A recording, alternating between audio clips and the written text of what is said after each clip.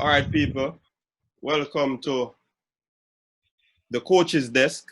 And in studio today, we have Ricardo Witter, aka Witter Fitness, Yeah, certified yeah.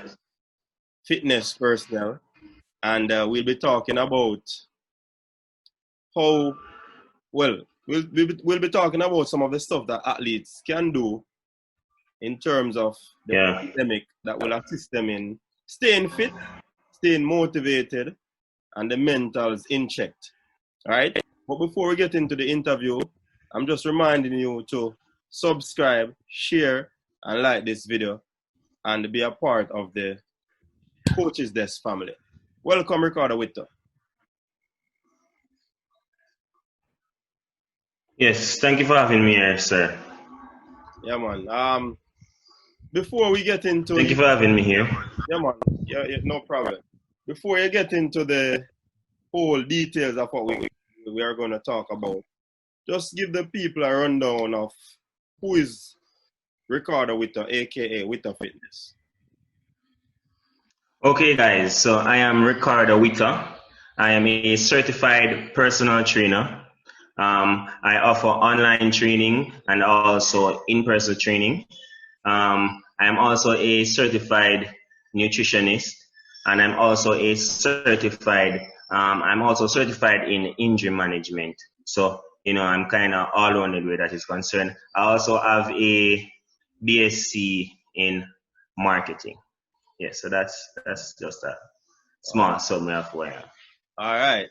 Yeah. So, fitness person, fitness trainer, whether online or in person, nutritionist, and also injury management. So, good combination there. So, basically, you would know many of the stuff that athletes can do in regards to this pandemic. Of course, persons are kind of quarantined now, so they can't go about their regular business as they used to. So I want you to walk us through, as a fitness personal trainer, fitness individual, what can athletes do? And when we speak about athletes, we know that the elite athletes are actually doing their paces. They're actually training. But for like footballers, basketballers, and so forth, what do you recommend that they do in a time of this pandemic to ensure that they remain fit? All right. So in a time like this, the first thing that we need to focus on is our mental health. Right. So if athletes should try to surround themselves with just positive people, positive thinking, listening to positive podcasts or videos to just get their mind in that frame, get their mind in the work mode to just go there and start just doing things while they are inside, right? So one of the major things that athletes need to do in regards to their fitness is to focus firstly on their mental fitness. Focus on that first. Once they get that right first, then the second thing that I think they need to do is to focus on proper nutrition during this time. Reason why I say this is because you're inside. Repeat? Go ahead. Right, so because you're inside, you're tempted to just eat anything, to binge eat, watch Netflix, and do all of that. So I think we should focus on proper nutrition during this time. That's the main thing we need to focus on. Proper nutrition. Try to stay away from temptation, things that distract us from what we're supposed to be focused on as athletes. What you should be focused on as athletes. So that is one of the other major factors. Nutrition plays a very important part in an athlete's performance. All right. One of the other things. Before you get into... Want to speak? All right, go ahead. Yeah. I have a question. No, go ahead. All right, I want you to answer this question. I know the nutrition is important, right? Right, yeah. What are the things that these athletes could do? You spoke about watching motivational podcasts and stuff like that. What if that individual is not someone who is interested in watching motivation? Are there any other avenues of affecting their mental other than? Okay, yes.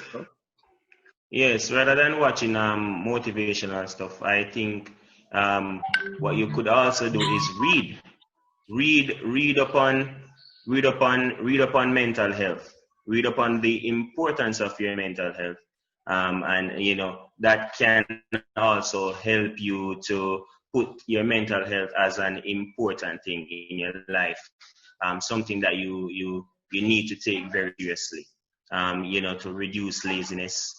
So that would give you the driving force to participate in physical activities while staying indoors, because you need to stay physical. You need to work on your strength in this time. You need to work on your endurance.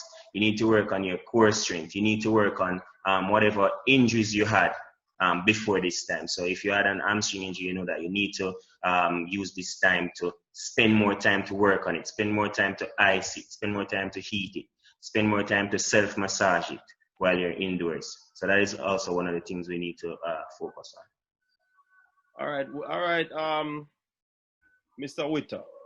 For athletes who might be living in an upscale community, so to speak, for example, a townhouse, you know what I mean? Mm-hmm. How would these athletes be able to carry out an endurance program, a core program to ensure that they remain fit? What advice would you give to these individuals who live in a townhouse, small space setting? Yeah, so you're saying that they cannot go like outside or anything. Right. They're definitely inside the house. Inside. They could participate in high intensity interval training. You don't need much space to do that. So you can stay indoors in a very small space to do some plyometrics, to do core exercises. Hold on there, Ricardo. Yeah. I want you to break it down for the viewers and subscribers. What do you mean by intensity? What do you mean by plyometrics? I want you to give the viewers insight to these things. Because everybody will understand these terminologies.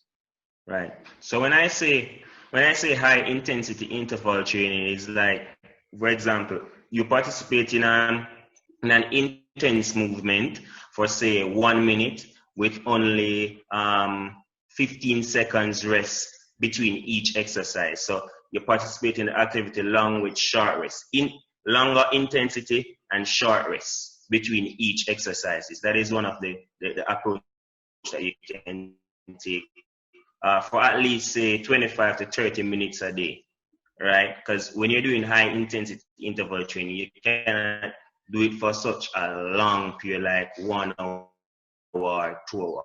High intensity interval, right? So you can participate in explosive movements. You're doing like your jump squats, your jumping lunges, to build explosiveness in the legs and also help with the overall cardiovascular system, to help with your breathing, to help with your core. So exercises like those you can try to do at least say 4 times for the week while you're focusing on maintaining a proper nutrition throughout the pandemic. Okay, did you touch on the plyometrics, because that has to do with the more explosiveness for an athlete? So what are some of the plyometrics drills that these athletes could do? How would you tell them that they could improvise using some stuff that they have at home?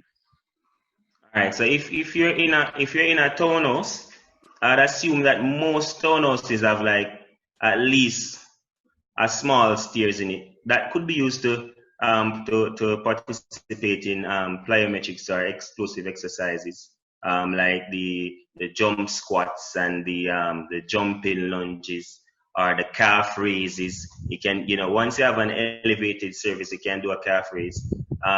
Also, for the abdominal workouts, that you don't really need anything. You just maybe need a mat. You probably don't even need to have a mat. Once you have a floor, you can just lie down and do some abdominal workout.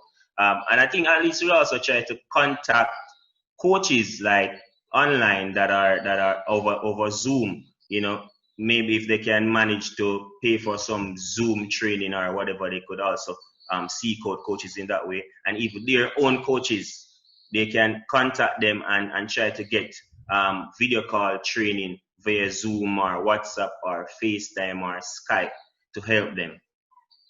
Right, which is very important. I was just going to touch that point, because sometimes these individuals have their personal trainers, and it's good that they could use a platform like this to ensure that their athletes are up to speed in terms of their endurance, their explosiveness, and so forth. So the pandemic basically should not stop an individual from actually going through their paces. And you have some areas that you live, you might be able to do some jogging, which will assist with the endurance, the cardiovascular, and so forth. So because I even saw an high school coach last week on the television. He was coaching his football, his Manning Cup, not Manning Cup, his under 16 footballers over Zoom. You know, giving them core exercises like planks and sit-ups, simple exercises like those, high knees, knee lift, straight legs. He was coaching them over Zoom, so that can also work. You know, you can do drills in a very small space. The only thing that they cannot be able to do if they're living in a townhouse is like, you know, long, you know, jogging around or short sprints. They might not have the space to do that, especially the track and field athletes. Okay. All right, good. Now, since you're a certified nutritionist, Witter, right, tell us some of the meals, because you know that being at home, unoccupied where the physical is concerned, you tend to develop a sedentary lifestyle. You understand? Yeah. So I want you to walk us through what are some of the nutritional meals or nutritious meals that these athletes could prepare in order to maintain their level of weight, as well as not putting on a stomach like that particular artist.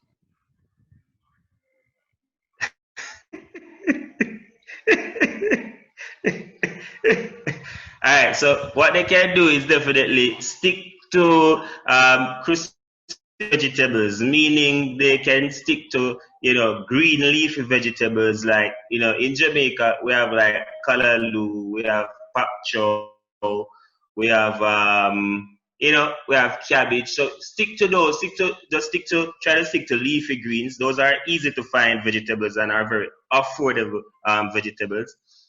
Also, we should, you know, stick to like the baked chicken instead of the fried chicken. You know, so ease off those, you know, fatty food, oily foods. Cut out the foods that are very high in saturated fats. You can consume healthy fats through like avocado. Also, I think we should make sure that we are consuming at least 2 servings of fruits and vegetables per day, or at least every other day if we cannot afford per day.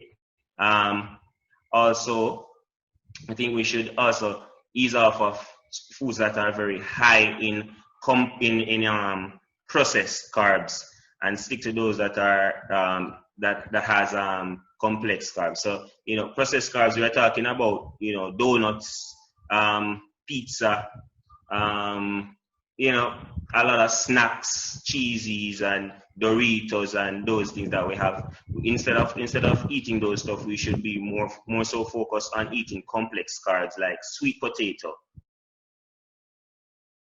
yam in Jamaica. Simple foods like those, we can just try to exchange the unhealthy foods for the healthier version that is not so expensive. And for those that can afford the expensive food, then we're talking about pink salmon and asparagus and broccoli. You know, there are also healthy options if you want to go, you know, that way, because the pink salmon contains, you know, healthy fats, like fatty acids that are good for you, amino acids that are good for muscle repair. So if you have an injury, amino acid is good for you because amino acid is what builds up protein.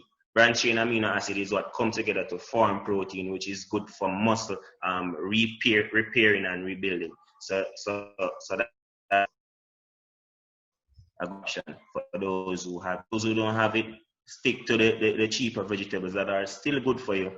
Just try to cut out the processed carbs and stick to the complex carbs. All right. I want you to explain to the viewers why, as an athlete, I should stay away from the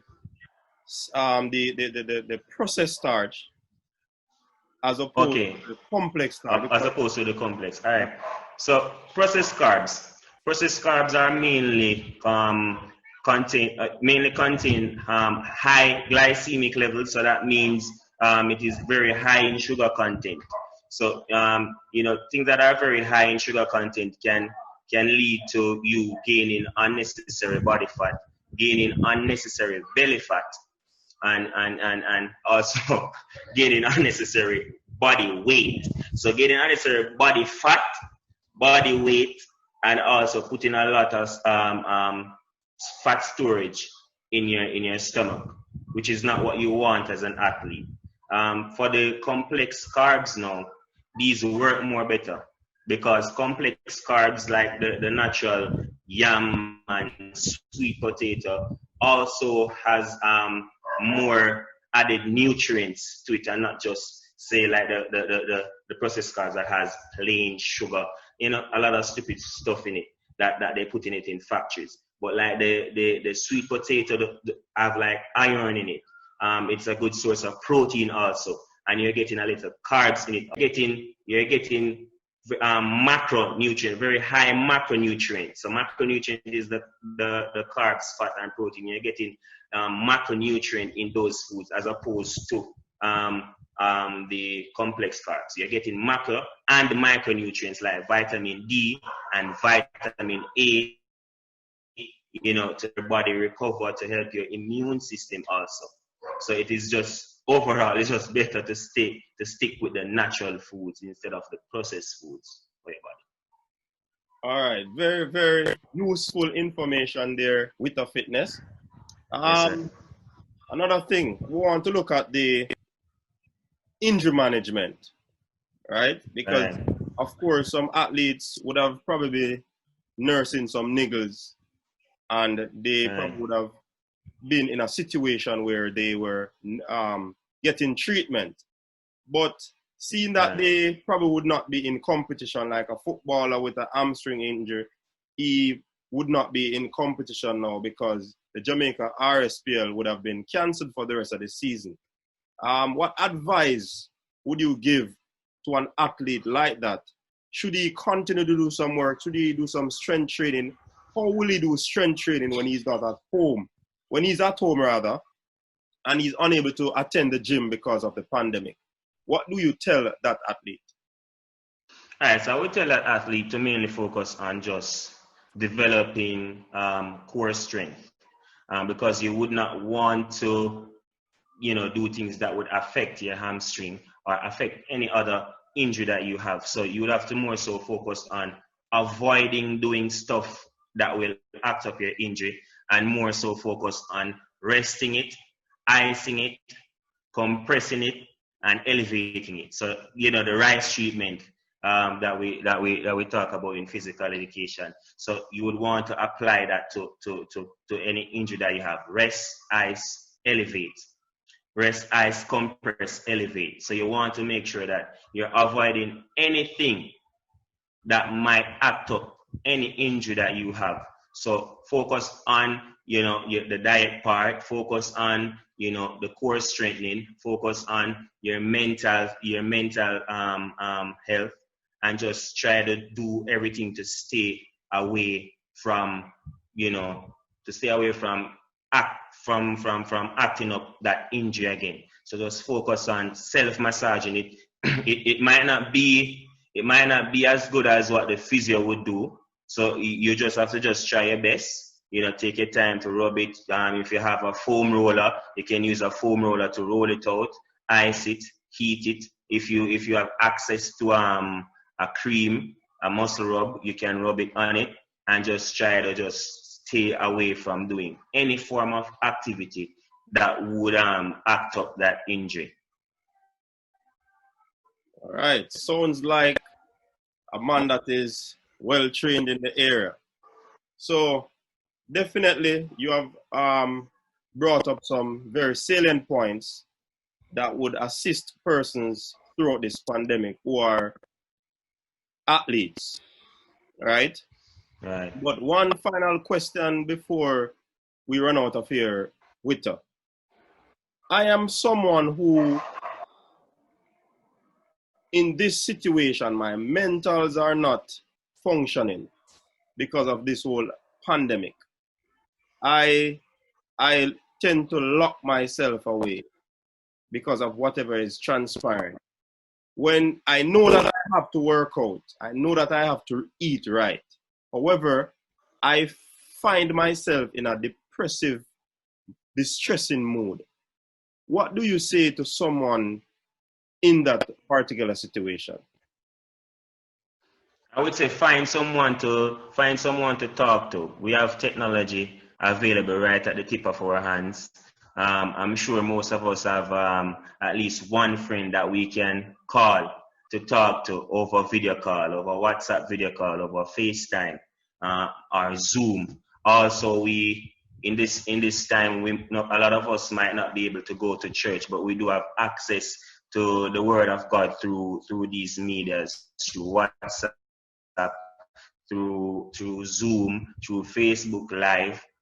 So we can use this to our benefit, to make sure that we speak to someone and we are getting advice from anybody that do care about us. So we